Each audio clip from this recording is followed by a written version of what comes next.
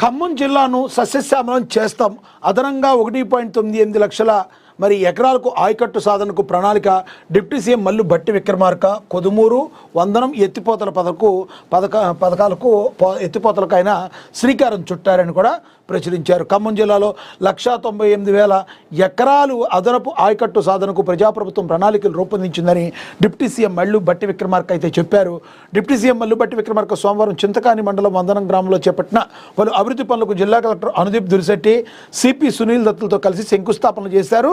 2,500 ఎకరాల ఆయకట్టుకు సాగునీరు అందించేందుకు 35,75 లక్షలతో చేపట్టిన కొదుమూరు వందనం ఎత్తిపోతల రెండవ విడత పనులకు వందనం గ్రామంలో ఎస్పీ కాలనీలో 1,85 లక్షలతో చేపట్టిన అంతర్గత సీసీ రోడ్ల పనులకు R&B రోడ్ నుంచి వందనం పుట్టకోట జడ్పీ రోడ్డు వరకు 3,50 లక్షల చేపట్టిన బీటీ రోడ్డు పనులకు ఈయన డిప్యూటీ సీఎం మల్లు భట్టి విక్రమార్క శంకుస్థాపన అయితే చేశారు.